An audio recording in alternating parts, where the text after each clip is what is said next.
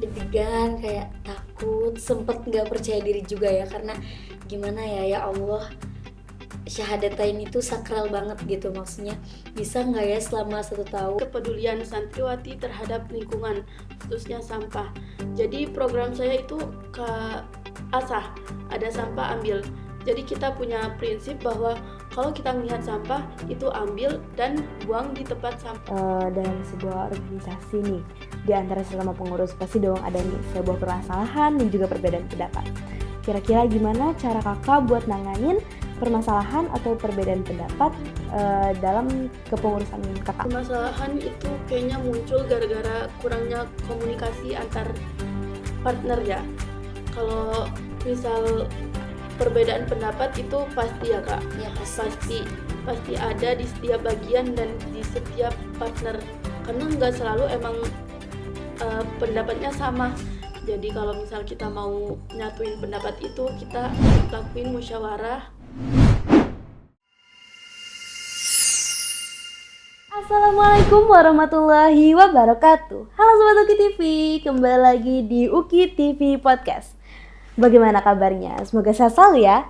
Kali ini saya Nafisa akan menemani penonton semuanya untuk bertemu dengan dua orang santri putri yang kemarin tepatnya pada tanggal 14 Januari tahun 2025 baru saja diangkat menjadi Ketua Ikatan Santri Putri atau yang lebih akrab disebut dengan ISPI. Melalui kesempatan kali ini kita akan mengetahui proses perjuangan, visi dan misi juga harapan yang dimiliki oleh Ketua ISPI kita. Bersama saya sudah ada Kak Radia dan juga Kak Heza di sini. Assalamualaikum Kak Radia. Waalaikumsalam. Assalamualaikum Kak Heza. Waalaikumsalam. Gimana nih Kak kabarnya? Baik, alhamdulillah ya. Baik. Alhamdulillah. Sebelum mulai, mungkin bisa nih Kakak perkenalin diri Kakak dulu nih biar aku sama penonton sekalian yang ada di rumah lebih akrab dan lebih kenal lagi sama Kakak. Oke. Halo semuanya. Perkenalkan, nama Ane Siti Rodia. Ane di kelas 5 IPA 1 asal dari Pandeglang, jabatan sebagai Ketua ISPI masa khidmat 2025-2026. Kalau Kak Heza sendiri? Halo semuanya, perkenalkan nama saya Haizah Ramadhani, kerap dipanggil Eja. Saya duduk di kelas 5 IPA 1 asal dari Palembang, jabatan saya sebagai Wakil Koordinator 1. Ya, terima kasih banyak Kak udah perkenalan. Sebagai ketua ISPI nih, pasti dong harus ngelewatin proses dan perjalanan yang tentunya nggak mudah. Kira-kira gimana nih perjalanan juga perjuangan kakak sampai akhirnya bisa menjadi ketua ISPI di pesantren ini? Kalau bisa perjalanan perjuangan sebenarnya ada juga yang kayak sebenarnya mengalir aja tapi cukup men-challenge juga. Saya sebelum kita dilantik nih, ustazah maupun kayak semua orang kayak ngelihat kita gitu, kayak apapun yang kita lakuin tuh dilihat dari mulai pelanggaran sih pasti ya. Yang pertama tuh karakter, manner itu kayak gitu, kayak nih anak nih maksudnya mau jadi pemimpin nih kayak gimana gitu, kesehariannya kayak gimana, cocok apa enggak itu pasti sih dilihat kayak gitu. Kalau buat Kak Eja, gimana nih perjalanan juga perjuangan kakak sampai akhirnya bisa menjadi ketua ISPI di pesantren ini? Kalau perjalanan itu emang bener-bener men-challenge ya kak.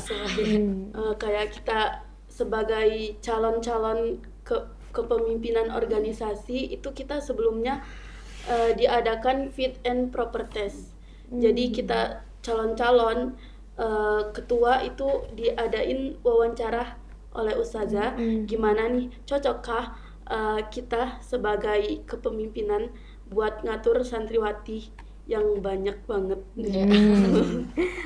Menurut kakak gimana nih perasaan kakak waktu pertama kali kakak tahu kakak bakal dilantik menjadi ketua organisasi di pesantren? Ya, rasanya gimana ya?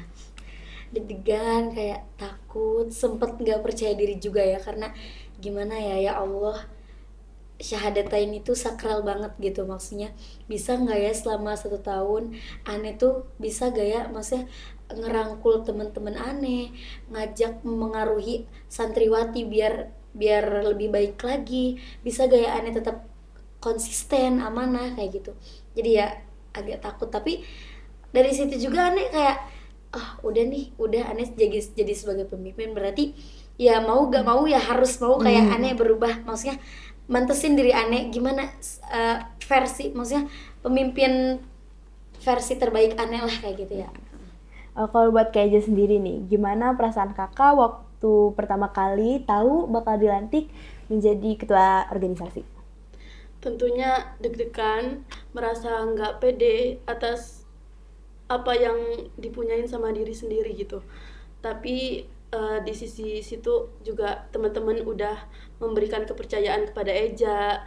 Ustazah juga udah ngeberiin kepercayaan sama Eja, pastinya harus Eja lakuin sebaik-baiknya dan sebisa-bisanya Eja sebaik-baik mungkin gitu. Ya nih. Sebagai seorang pemimpin, pasti dong Kak ada nih tujuan yang mau Kakak capai. Kira-kira apa sih Kak tujuan utama Kakak ketika akhirnya Kakak terpilih menjadi pemimpin ISPI atau menjadi ketua ISPI di pesantren ini? Oke, kalau misalkan tujuan sih Ane berharap banget yang pertama tuh Ane bisa ngerangkul teman-teman Ane yang pertama ya. Karena insya Allah sih kalau misalkan apa ya, pengurusnya udah baik, insya Allah organisasi juga bakal kondusif gitu, bakal berjalan dengan baik juga kalau misalkan si pengurusnya ini udah disiplin, maksudnya udah baik lah, udah jadi pemimpin yang seharusnya gitu, yang sepatutnya gitu. Itu yang pertama. Kalau misalkan buat pesantren sih tujuan Ane sih semoga maksudnya di sekarang di kondisi sekarang yang lagi turun kayak contohnya bahasa, semoga di kepengurusan Ane menjadi wadah sebagai santri UKI yang lebih bisa untuk berbahasa lebih baik lagi gitu. Kalau buat Kak Eja nih, apa sih tujuan utama kakak ketika akhirnya terpilih menjadi ketua ISPI di pesantren ini? Tujuan utama berawal dari visi saya, yakni meningkatkan kepedulian santriwati terhadap lingkungan, khususnya sampah. Jadi program saya itu asah, ada sampah ambil. Jadi kita punya prinsip bahwa kalau kita melihat sampah itu ambil dan buang di tempat sampah.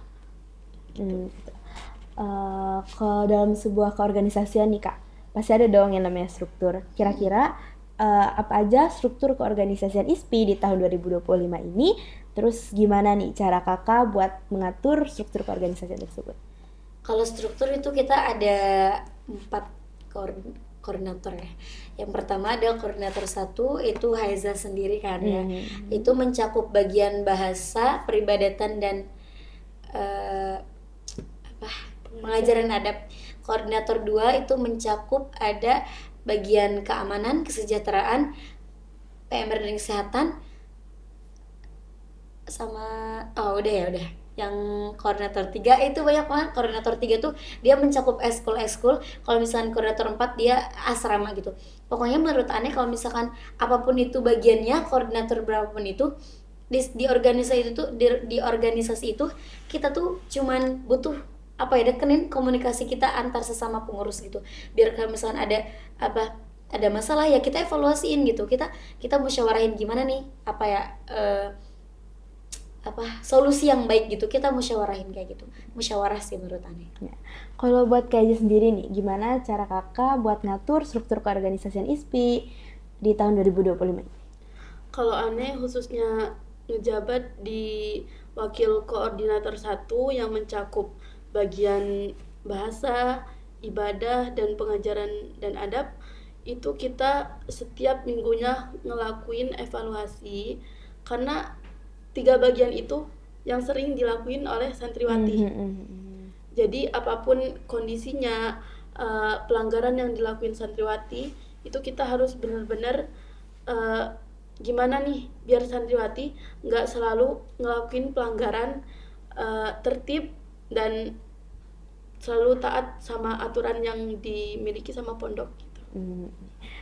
Untuk para pengurusnya nih Kak, gimana nih cara kakak buat ngatur para pengurus agar selalu taat dan tetap aktif juga amanah dalam menjalankan tugas di pesantren?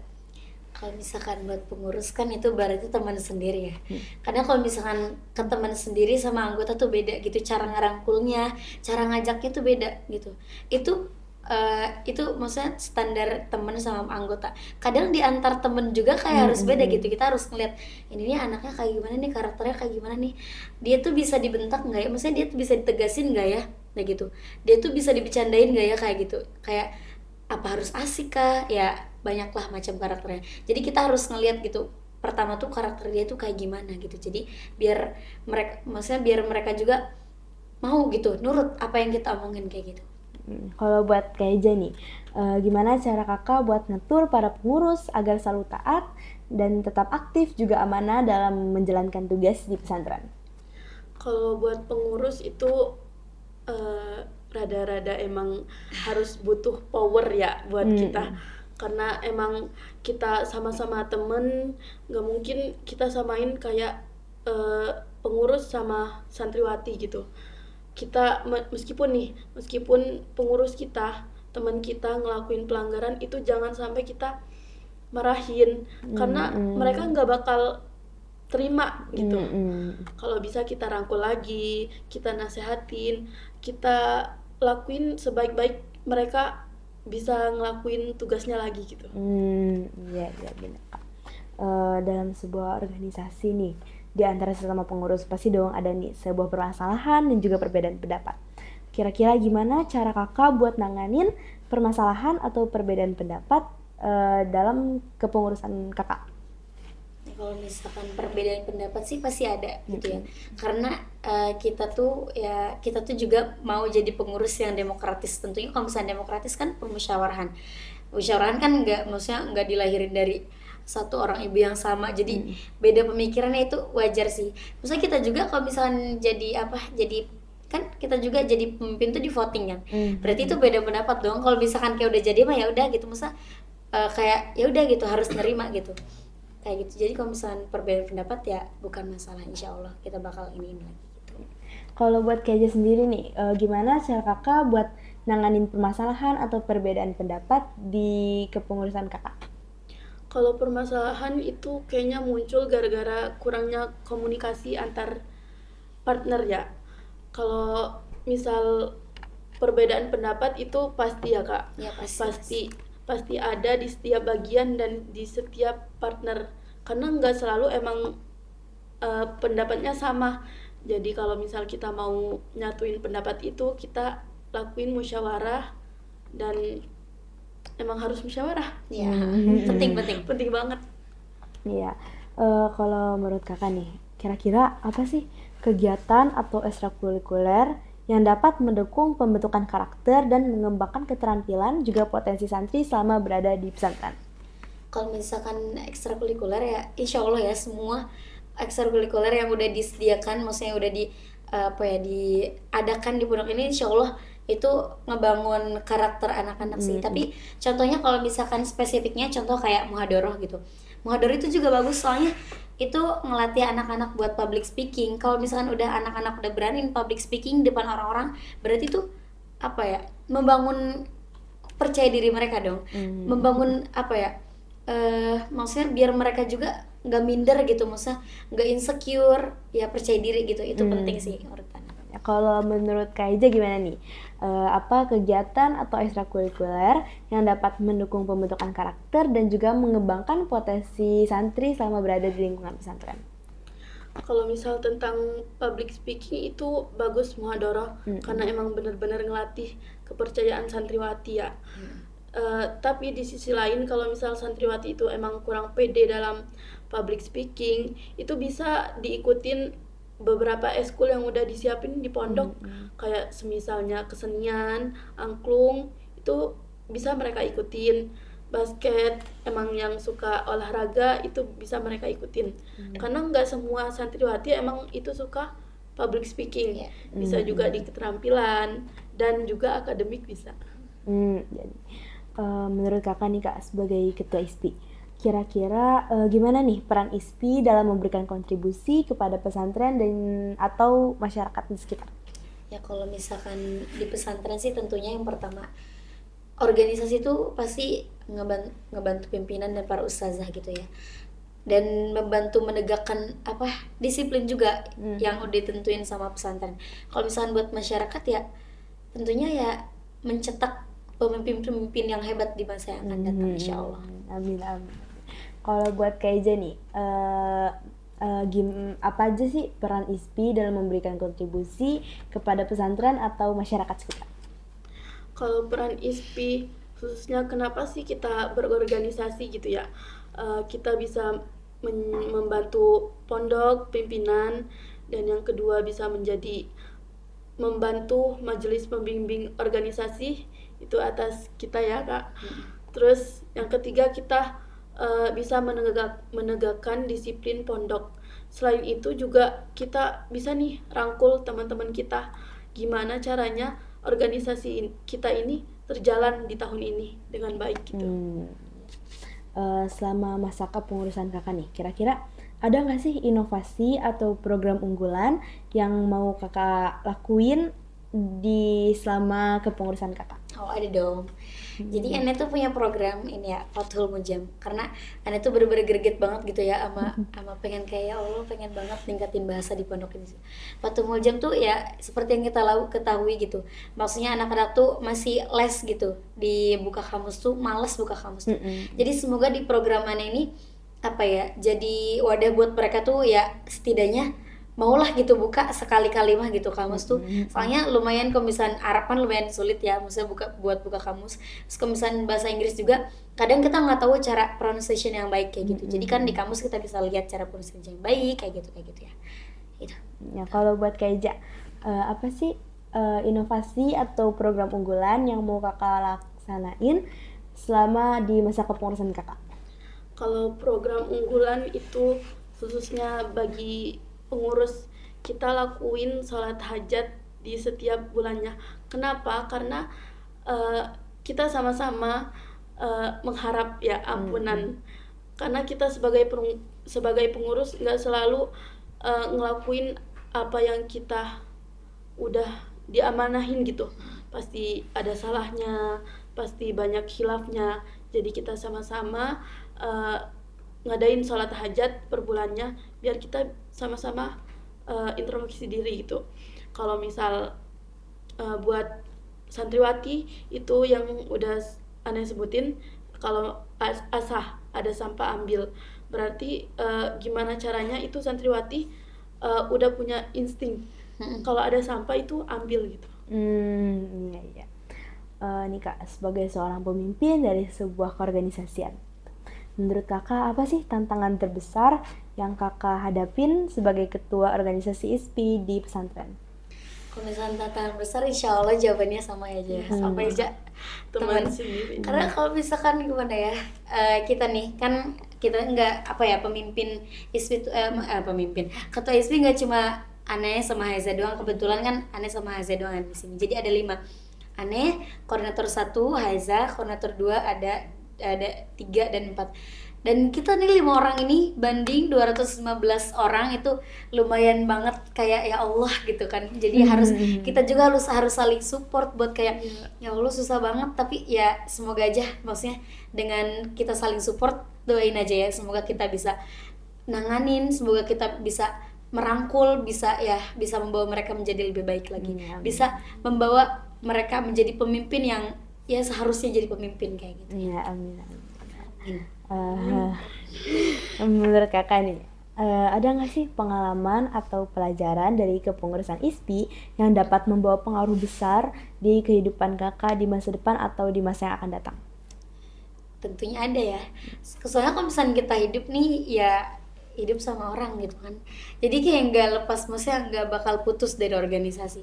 Ya di sini kita belajar kayak gimana sih caranya manage diri sendiri, gimana sih caranya manage orang lain kayak gitu, gimana sih caranya manage waktu kita gitu. Karena kalau misalnya di organisasi kan pasti kegiatan numpuk banget kayak gitu, jadi kayak gimana caranya kita masih ngurus diri sendiri harus bisa kayak gitu, orang lain juga apalagi kayak gitu ya. Kayak gitu. Kalau misalnya di masa yang akan datang juga kan kita kayak di sini belajar gimana cara menjadi pemimpin yang baik, yang sebaik-baiknya gitu. Kalau menurut Kak Eja sendiri nih, ada nggak sih pengalaman dan pelajaran dari kepengurusan ISPI yang dapat membawa pengaruh besar untuk masa depan kakak? Kalau gitu mah pasti ada, karena kita keluar dari UKI itu pasti berurusan sama organisasi lagi, dan kita di masa yang akan datang itu kita jadi ibu ya Kak, pasti itu kita harus bisa ngatur gimana anak-anak kita terdidik dari ibu yang baik. Ya. Karena kalau misal kita nggak bisa ngedidik diri sendiri, itu gimana orang lain terdidik gitu loh. Iya iya. Menurut kakak nih, apa sih kak harapan untuk jabatan kepengurusan kakak ke depannya di pesantren ini? Kalau misalkan harapan ya kita semua berharap, kalau bisa berharap pasti yang terbaik gitu ya, nggak mau yang baik, maunya yang terbaik kayak gitu ya.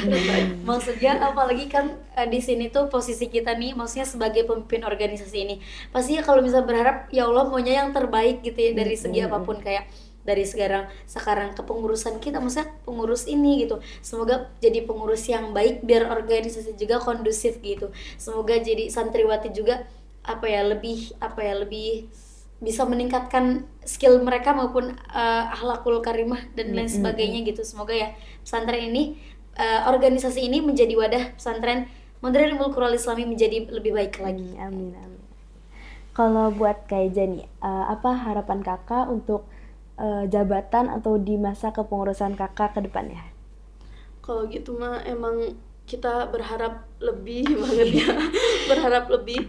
Kita harap kepengurusan masa khidmat 2025-2026 ini bisa menjadi wadah terbentuknya santriwati yang emang benar-benar mempunyai akhlak yang baik dari perilaku, tutur kata mereka, dan cara berpakaian mereka. Nah, oke. Kira-kira pesan apa yang mau kakak sampaikan kepada santri lain yang ingin aktif dalam organisasi di pesantren? Ya kalau misalkan gimana ya, organisasi itu sebenarnya itu tuh Insya Allah sih pondok ini nyediain gitu buat setiap santriwati buat ngerasain sebuah organisasi. Itu di kelas 5 sekarang ya, Insya Allah pondok ini nyediain. Jadi itu kembali lagi ke diri kita, Insya Allah semua santriwati bakal ngerasain organisasi. Jadi pesannya please, maksudnya pondok nih udah nyediain nih kayak gitu. Jadi kita harus kayak ngasih yang terbaik juga. Kita harus bisa maksudnya harus bisa ngasih feedback kayak pondok nih berharap tuh kayak gini ya, berarti kita harus ngasih yang terbaik gitu, yang kita mampu gitu kayak gitu. Jadi bisa pemimpin yang baik, bisa manage diri sendiri maupun orang lain. Ya, kalau buat Kak Eja, apa pesan yang mau kakak sampaikan kepada santri lain yang ingin aktif dalam organisasi di pesantren? Buat santriwati yang ingin aktif dalam organisasi, kalian jangan sampai gak pede. Boleh gak pede, cuman jangan sampai berlebihan, karena itu nggak mungkin buat kalian maju gitu. Kalau kalian pede sama apa yang kalian miliki, apa yang kalian punya gitu bakatnya, ya udah tunjukin sebaik-baiknya sama orang-orang sekitar kalian kalau kalian itu bisa jadi pemimpin gitu. Ya. Makasih banyak kakak udah mau berbagi cerita dan juga harapan sama aku, sama penonton juga di rumah gitu. Nah, itu tadi pemirsa kisah dari ketua ISPI kita. Semoga dari kisah yang diberikan oleh ketua ISPI kita dapat lebih menjadi terinspirasi dan juga termotivasi agar semakin aktif dalam sebuah keorganisasian. Kita doakan semoga kepengurusan jabatan tahun ini bisa berjalan dengan lancar dan juga baik. Nah, oke pemirsa, kalau kalian suka video ini jangan lupa like dan share video ini, dan jangan lupa subscribe Ummul Qura Medianet biar kalian gak ketinggalan info terbaru seputar pondok pesantren. Saya Nafisa, izin pamit undur diri. Wassalamualaikum warahmatullahi wabarakatuh.